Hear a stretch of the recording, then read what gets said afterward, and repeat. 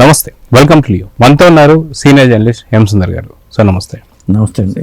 విజయశాంతి రెడ్డి గారు చనిపోవడం వెనుక చిరంజీవి గారు ఉన్నారని చెప్పి కొంత వార్తలు అయితే వస్తున్నాయి. సో కుటుంబం మొత్తం ఇలా ఆత్మహత్య చేసుకోవడానికి వెనక చాలా పెద్ద కుట్రే ఉందని చెప్పి కొంత ఇప్పుడు విచారణ అయితే జరుగుతుంది.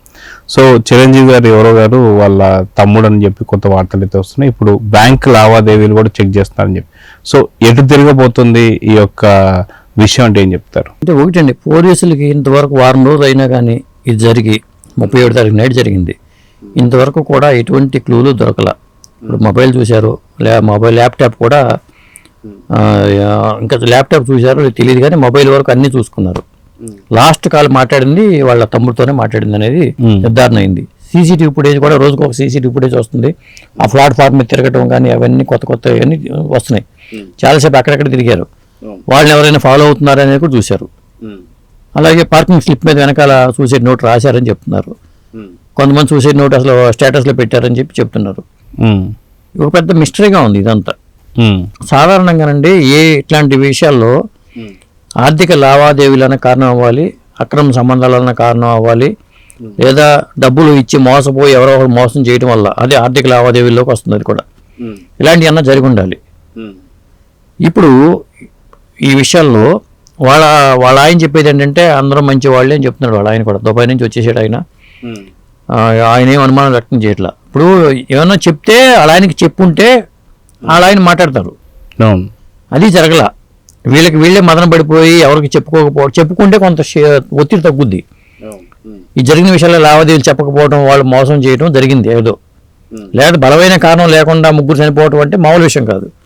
ఒకరు చనిపోతారు, పోనీ కారణం లేకుండా డిప్రెషన్లోనే ఒకరు చనిపోతారు, ముగ్గురు ఎందుకు చనిపోతారు? కాబట్టి ఇప్పుడు అనుమానాలన్నీ వాళ్ళ మావయ్య మీదే ఉన్నాయి. అప్పుడు మావయ్య అంటే విజయశాంతి గారి తమ్ముడు చిరంజీవి మీదే ఉన్నాయి. అది కాక మనం చూసుకుంటే ఈ కుట్రకి బయట నుంచి ఎటువంటి ఒత్తిళ్లు కానీ అవన్నీ ఏవి ఎక్కడ కనిపించడం లేదని అయితే అర్థమవుతుంది. సో సొంత కుటుంబ సభ్యుల వల్లే ఇలాంటి ఒత్తులు జరుగుండొచ్చు అని చెప్పి కొంత అనుమానాలు అయితే వస్తున్నాయి. సో అదే కాక ఆ విజయశాంతి గారి తల్లి వర్షన్ కూడా కొంత డిఫరెంట్ గా ఉందని చెప్పేసి మనకు అర్థమవుతుంది. సో కానీ సొంత కుటుంబ సభ్యుల్ని, అదిగాక మేనకోడలు మేనల్లుడిని కూడా చంపుకునేంత పరిస్థితి ఉంటుందంటారా? జరిగే అవకాశం ఉందంటారా? అంటే ఆయన ఏమంటాడంటే అసలు నాకు ఈ పరిస్థితి కొద్దిగానే తెలిసినా నేను ఇంత దాకా రానిచ్చేవాడినే కాదంటాడు. అంటే దాని వెనకాల అర్థం ఏంటి అనేది ఒకటి. ఇంత దాకా రానిచ్చేవాడిని కాదంటే ఆ సెటిల్మెంట్లు ఏమైనా చేసి ఉండేవారా, ఇలా ఊహించలేదా చనిపోతారని? ఎందుకంటే ఇప్పుడు వాళ్ళ నాన్నగారు విజయశాంతి గారి హస్బెండ్ తరపున చూసుకుంటే వాళ్ళ ఫ్యామిలీ పరంగా గొడవలు ఏమైనా ఉన్నాయా అంటే ఎప్పుడో 2-3 ఏళ్ల క్రితం గొడవలు ఉన్నాయి, కానీ ఇప్పుడు లేవంట. అటు పక్కన క్లియర్గా ఉంది, రూట్ క్లియర్గా ఉంది. ఇప్పుడు ఏం చేస్తున్నారంటే పోలీసులకు అనుమానాలన్నీ ఈ చిరంజీవి అనే ఆయన మీద ఉన్నాయి. ఈ ఆర్థిక లావాదేవీలు బ్యాంక్ స్టేట్మెంట్లు చూస్తున్నారు. ఎవరెవరికి రాక ఇచ్చారో ఏంటి ఇవన్నీ తెలిసిపోతుంది కదా. ఇచ్చుంటే ఇవన్నీ ఫైనాన్షియల్గా ఉంటే మాత్రం ఇప్పుడు ఆయన ఇట్లాంటి దొరికితే మాత్రం ఖచ్చితంగా అదుపులోకి తీసుకుంటారనే మాట వినిపిస్తుంది. చిరంజీవి అనే వ్యక్తిని అదుపులోకి తీసుకుని విచారిస్తారనే మాట కనిపిస్తుంది. అంటే తల్లిలోను చిరంజీవిలోనే, అంటే కొడుకు అంటే విజయశాంతి సోదరుడికి విజయశాంతి మదర్తోనే అనుమానాలు వస్తున్నాయి చాలా వరకు. ఎందుకంటే సోషల్ మీడియాలో కూడా వినిపిస్తుంది ఏంటంటే ఈ రకమైన ఎలిగేషన్స్ వస్తున్నాయి. ఎందుకంటే ఇలాంటి సందర్భాల్లో ఒక్కోసారి ఏంటంటే చాలా మంది మోసపోతూ ఉంటారు, చెప్పరు. ఇప్పుడు ఇంట్లో తోబుట్టువులకి డబ్బులు అప్పు ఇచ్చినా లేదా బంగారం ఇచ్చి మీరు పెట్టుకోండి, మీరు డబ్బులు వాడుకోండి అని చెప్పినా కానీ అవి కూడా ఉంటాయి. ఎందుకంటే చాలా వరకు చూసాం. ఇప్పుడు మా చిన్నప్పుడు మా మేనత్త కూడా మాకేమైనా డబ్బులు అవసరం అయ్యేది వ్యవసాయానికి, ఈ నెక్లెస్ తీసుకెళ్ళి మీరు పెట్టుకోమని మా అమ్మగారికి ఇచ్చేది. మా అమ్మగారు ఆ డబ్బులు తీసుకొచ్చి వాడుకొని తర్వాత నెక్లెస్ తీసుకొచ్చి ఇచ్చేవాళ్ళం. ఇలా జరిగేవి, ఇలాంటివి ఉంటాయి. ఇలాంటి లావాదేవీలు ఏమైనా జరిగి ఉండాలి.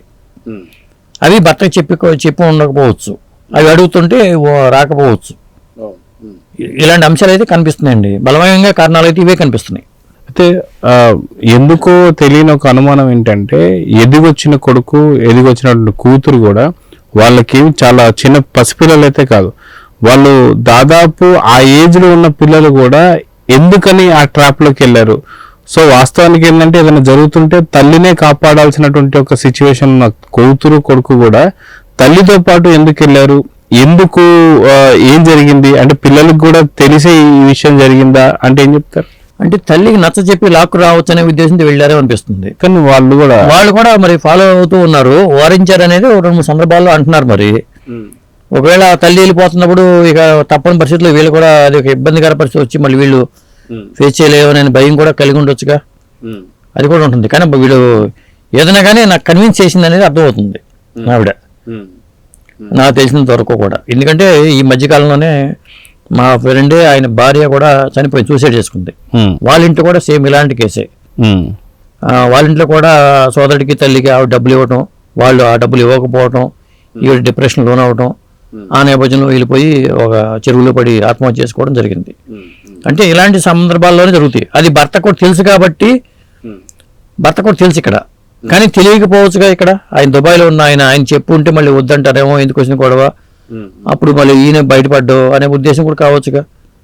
మొత్తానికైతే అందరి ఆరోపణలు కూడా మేనమామ, పిల్లలకి మేనమామ మీదే ఆరోపణలు అయితే ఉన్నాయండి. అది. సో ఈ సమస్య ఎప్పుడు తీరబోతుందంటే ఏం చెప్తారు? ఇది పోలీసులు ఈ 2-3 రోజుల్లో ఏమైనా పరిష్కారం చేయొచ్చు అంటున్నారు. అది అయితే కానీ ఇప్పుడు జనాలు కూడా అందరూ కూడా చూస్తున్నారు ఈ కేసు ఏమవుతుంది, రోజుకు ఒక కొత్త విషయం ఏమైనా ఉందా అని చూసేవాళ్ళు కూడా ఎక్కువైపోయారు. కానీ రకరకాల తమ్మునేసి పెడుతున్నారు, కానీ అక్కడ చూసుకుంటే ఏముంటుంది దాంట్లో. అదొక ఇబ్బందికరంగా ఉంది. ఏదో పరిష్కారం దొరికింది కానీ జనం చూస్తున్నారు ఏమైంది ఇది అని. అది కాకపోతే ఆ రాష్ట్రాల వ్యాప్తంగా కూడా సంచలనం సృష్టించిన ఆత్మహత్యకి చెప్తున్నారు. 3 చనిపోవడం అనేది అసలు ఎలా సాధ్యం అనేది కూడా ఆలోచిస్తున్నారు అందరూ కూడా. సో చూద్దాం సార్, ఈ అతి తొందరలోనే ఇది ఒక కొలిక్కి రావాలని అయితే కోరుకుందాం. నమస్తే. నమస్తే అండి.